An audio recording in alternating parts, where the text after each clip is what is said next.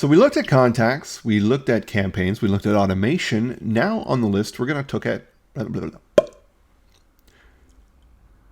All right, so here we are, number 4. We're going to look at lists. Now, lists are an important part of your CRM. Just like tagging will help segment different action, your lists are really like rooms, like groups of contacts where people can be subscribed to that list or unsubscribed to that list. And as you saw within the automation, you can run different sequences based on people getting subscribed to that list as well. And when you go ahead and send out a broadcast like a newsletter, you're going to be pulling that from a list. So it's very important. So think about it. Your business doesn't necessarily just have to have one list. As you can see in our business, we've got multiple lists here within our CRM. So we're going to go ahead and we're going to click a new list on the very top. And we have to name it a list. So we're going to call this test list. We're just going to follow the whole testing idea. And it wants to know the website that it's from, right? And this is more of a compliance thing. So usually what I say is just use your website, or even if you have a subscription option on your website, maybe I'm using the CRM guy one to drive people in here, then I could use that website here. And then recent to remind your contacts why they're on the list, because they could get an email notification if you've got that setting turned on that will tell them, hey, this is the list you're on, this is how you got on this, okay? So you subscribe, let's go here, you subscribed to our newsletter, okay? And we'll say create list. So now we've got this test list right here, and we can import contacts from an outside list. We can go ahead and we can subscribe by email. We can do some advanced settings in here. But really what it comes down to is you don't add people to the list from here. You do that from the contact side. But under advanced settings, here is where we can go ahead and see what is really turned on. Okay, so resend last campaign to new contacts, auto post campaigns to Twitter, auto post campaigns to Facebook, right? You've got some of this built-in options that are here. Send copies of the campaigns to an email address, send subscription notifications to an email address. A lot of this is in here. Who owns that list? Subscribe, unsubscribe. So, what do you want to have happen when people unsubscribe, when they forward to a friend? What do you want them to do?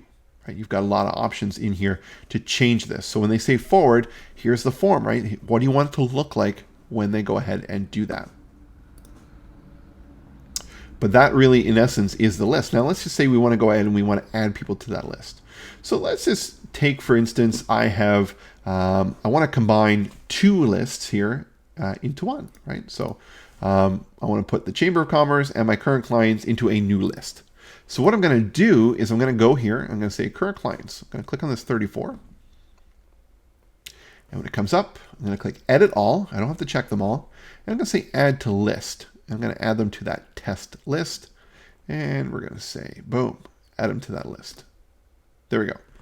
Apply changes, 34 contacts. Okay.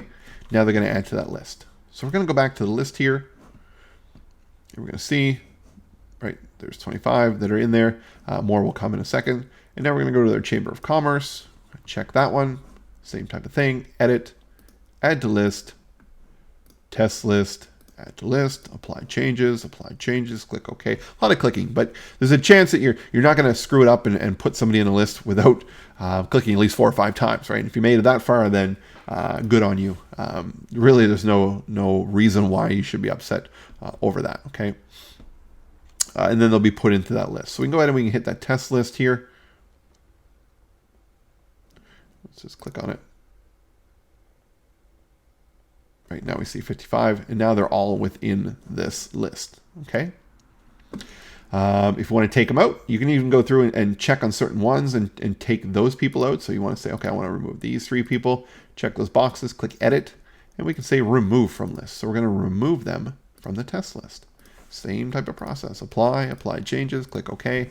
And next time you come in and refresh this, those people will be gone from that list. Let's just go and say we're going to put somebody in a list that's a single person here. So we're going to go test, look at my test contact. So there he is. Click on it. And we can go within here and we can say, oh, I'm going to add them to that list. Now keep in mind when you start to build out a lot of this, if you've got triggers that are based on starting an automation when somebody's added to a list, if you just go ahead and, if I had one set up to send an email out and I add all those people to it, it'll immediately put them into that automation. So keeping in mind what lists have automation connected to them. And it may come down to as simple as when you create the names for the list. Let's just say we're going to go in here and we're going to go edit. I've done it before where I put an asterisk by it, or I can say actions next to the list. The public don't see or doesn't see the list, but internally this would tell you that, oh, if I did that, there is some kind of automation tied to it. So you want to delete that list, no problem. We're just going to delete that, and we're going to say understand the context, that all contacts for this list will be deleted. Okay, we don't want to do that, right? What we want to do is we want to go in to the list, right? So we'll pull up the list here. And we're gonna actually, we'll just, oh shoot, we won't do that. Here's another little trick too. If you've got, 2 or 3 pages, in this case there's only one, but if you got like 2, 3, 4 down across the bottom, and you check this box, it's not going to check all of the contacts. It's only going to check the contacts on that page. So always go ahead and click edit all if you want to do it to everybody. I'm going to say remove from list, and we're going to say test list, remove, apply, apply, apply. It's going to remove them from the list. And then we come back here. My internet's just slowing down for a second here.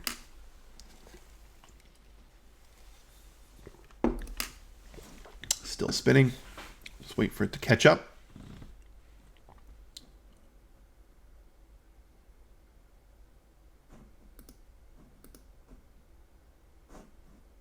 There we go. And then the list here, as we go and look at it, there should be nobody in there, which there isn't. We can go back and we can check this and we can say delete, and yes, yes, yes, yes, yes. Gone forever, yes, goodbye list, gone. So that is your list. It's really quite simple how to create them and add people to them, but that's the power of lists, is segmenting, putting people into silos, putting people into rooms. The lists are the way to do it within ActiveCampaign.